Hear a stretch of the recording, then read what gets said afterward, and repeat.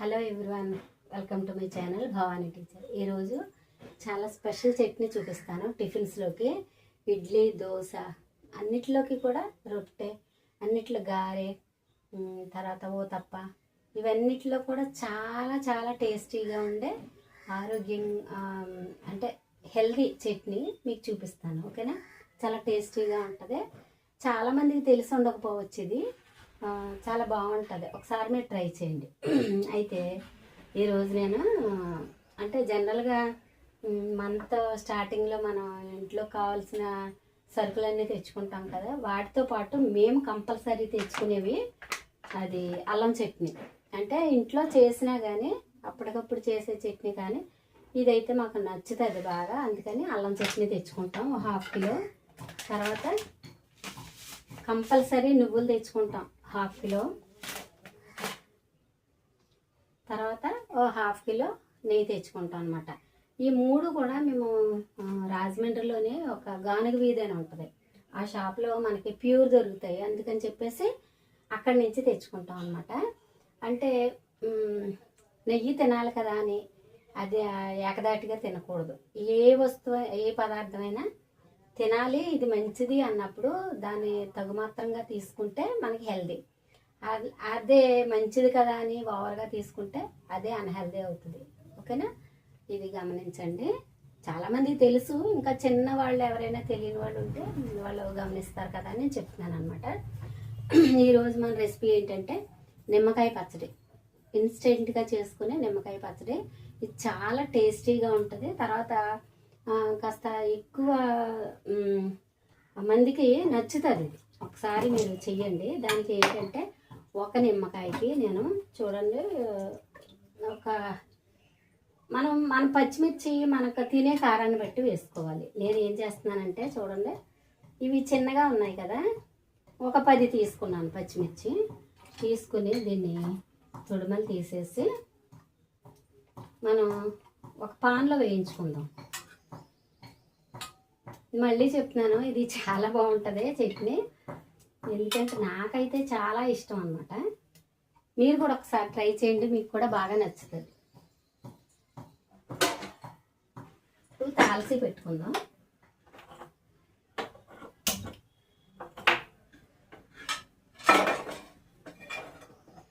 దీనిలో కొద్దిగా ఆయిల్ వేసుకుందాం,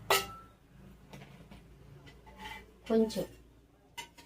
నేను ఇంకా ఆయిల్ తీయలేదు ప్యాకెట్స్లోంచి, నిన్న సరుకులు తీసుకొచ్చాం కదా, ఆయిల్ ఇంకా తీయలేదు. నేనేం చేస్తానంటే చూడండి,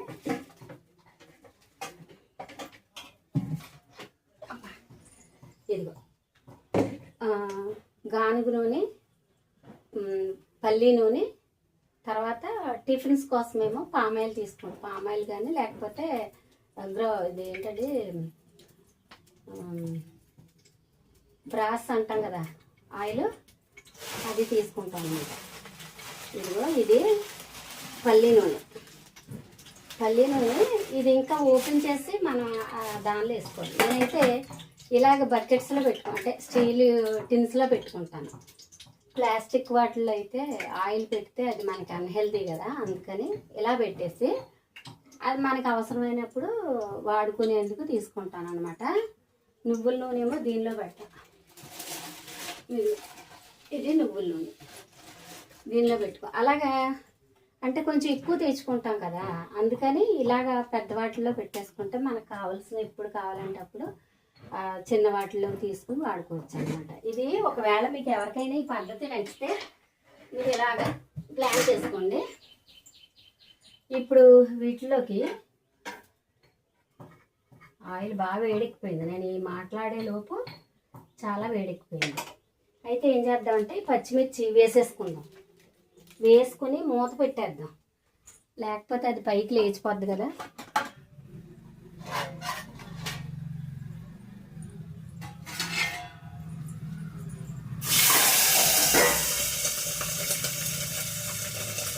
ఈలోపు దీన్ని తొక్కతోటే వేసుకోవాలి. తొక్క తీయాల్సిన పని లేదు.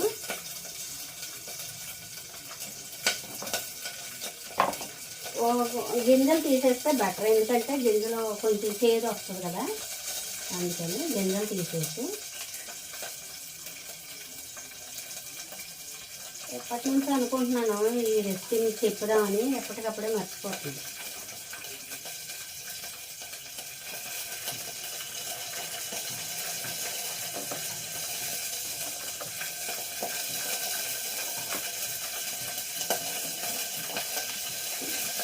ఇది సాధ్యమైనంతగా అంటే రసం కారిపోకుండా చూసుకుంటే బెటర్.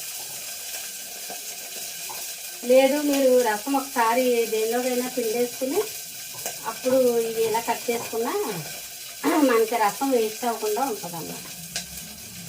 ఇది చాకు ముద్దుగారిపోయినట్టుంది, సరిగ్గా తిరగట్లేదు.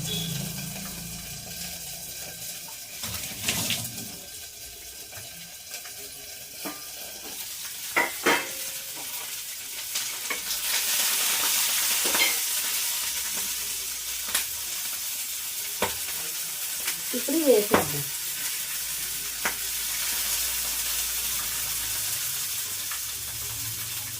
చాలా ఈజీ, చాలా టేస్టీ. కాకపోతే ఇది ఇలా చెయ్యొచ్చు అని చాలామందికి తెలియకపోవచ్చు అనుకుంటున్నాను, ఎందుకంటే ఎవరింట్లోనూ చూడలేదు, అంటే నాకు తెలిసినంత వరకు ఎక్కడ గమనించలేదు ఈ చట్నీ. నేనే చేస్తున్నాను.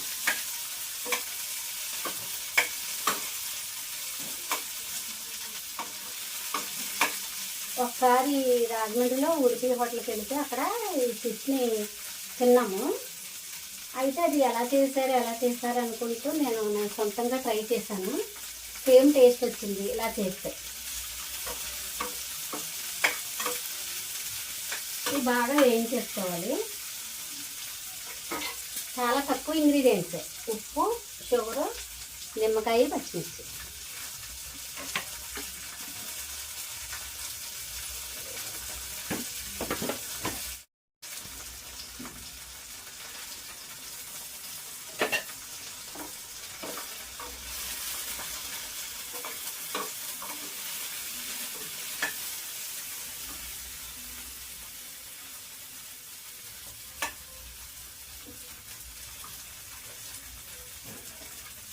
చూడండి ఇలా వేగిపోయినాయి, అన్నీ కూడా చక్కగా వేగిపోయినాయి. ఇప్పుడు మనం స్టవ్ ఆపేసుకుందాం. స్టవ్ ఆపేసుకొని ఒక 5 నిమిషాలు చల్లారే వరకు వెయిట్ చేద్దాం.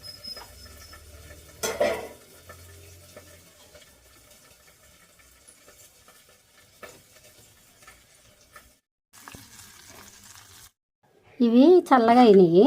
దీన్ని మనం ఏం చేద్దామంటే చక్కగా ఇలాగ జార్లో వేసేసుకుని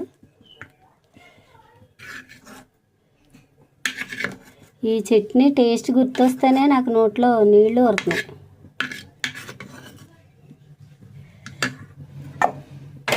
ఇప్పుడు దీనిలో మనం కొంచెం ఉప్పు, సాల్ట్ వేస్తున్నాను. కళ్ళుప్పు అన్నీ వేసుకోవచ్చు.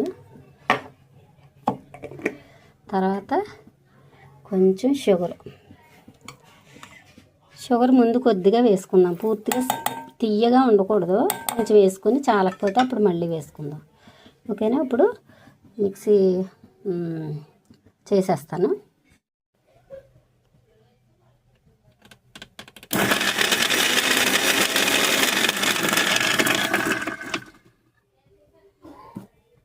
ఇంకా కొంచెం అవ్వాలి, షుగర్ పడుతుంది, కొంచెం వేద్దాం. అయిపోయింది. చూడండి ఇలాగ బాగా స్మూత్గా చేసుకోవాలి, చాలా టేస్ట్గా ఉంటుంది. ఒకసారి ట్రై చేయండి. ఓకేనా?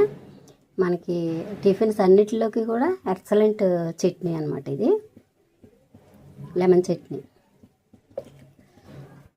కర్రీ అయితే ఇది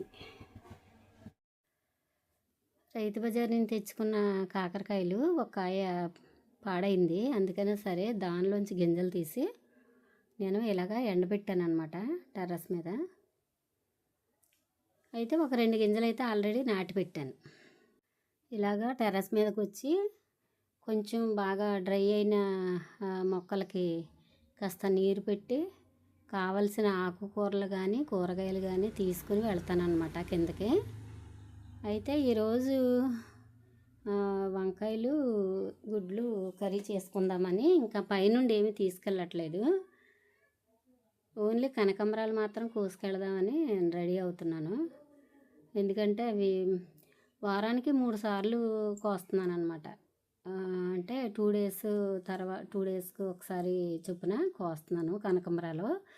కొంచెం ఒక మోర అవుతున్నాయి. 2 డేస్కి కూడా ఒక్కొక్క మోర అవుతున్నాయి. అందుకని కంపల్సరీ వారంలో 3 సార్లు కోస్తున్నాను కనకాంబరాలు. అయితే గులాబీలు మాత్రం వచ్చి తయారైన ఫ్లవర్ మాత్రమే కోసి పట్టుకెళ్తాను. వీడియో నచ్చితే లైక్ చేయండి, షేర్ చేయండి, సబ్స్క్రైబ్ చేసుకోండి.